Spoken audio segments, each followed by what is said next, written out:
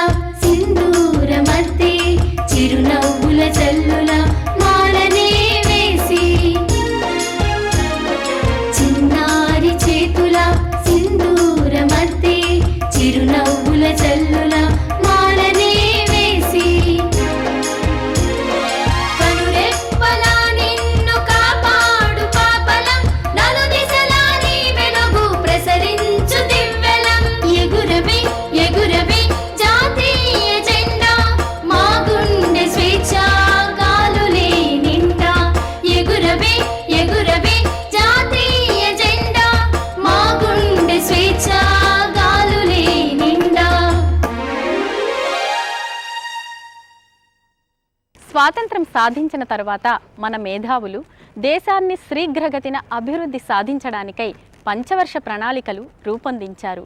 పరిశ్రమలు స్థాపించడానికి శ్రీకారం చుట్టారు. విద్య, సాంకేతిక విద్యలకు ప్రాధాన్యత ఇచ్చారు. సాగునీరు, తాగునీరు, వ్యవసాయం వంటి విషయాలలో తగిన నిర్ణయాలు తీసుకున్నారు. ఈ విషయాలన్నింటినీ ఒక పాట రూపంలో చూద్దామా?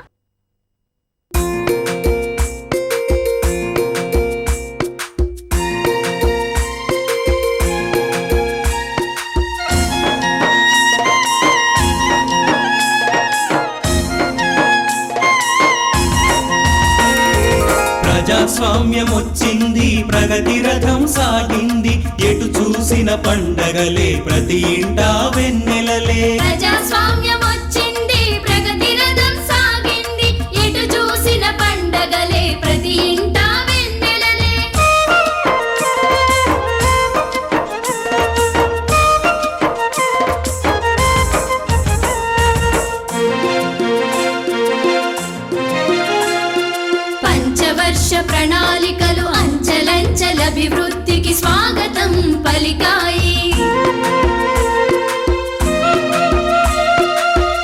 పరిశ్రమల స్థాపనలో ఉత్పత్తిని పెంచుతూ ప్రభుత్వ కృషిని చేసింది.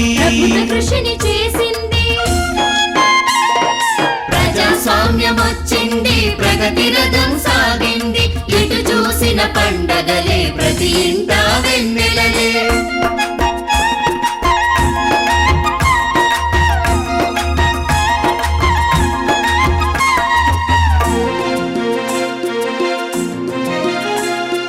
విద్యారంగ క్షేత్రాన సాంకేతిక విజ్ఞానం, నిరుద్యోగ నిర్మూలన, స్వయం ఉపాధి పథకం, సమతుల్యత అభ్యుదయం సాధించెను భారతం. ప్రజాస్వామ్యం వచ్చింది, ప్రగతి రథం సాగింది, ఎటు చూసిన పండగలే, ప్రతి ఇంటా వెన్నెలలే.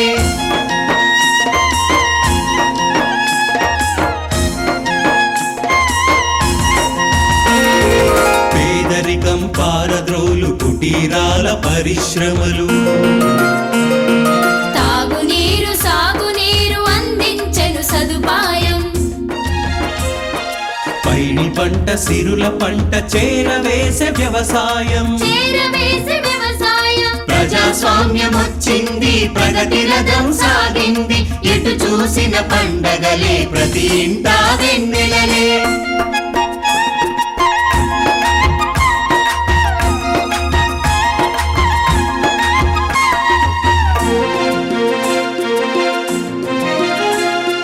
మహిళాభ్యున్నతి ఒకవైపు, ప్రపంచాన్ని ఒకటి చేసి కమ్యూనికేషన్ మరోవైపు.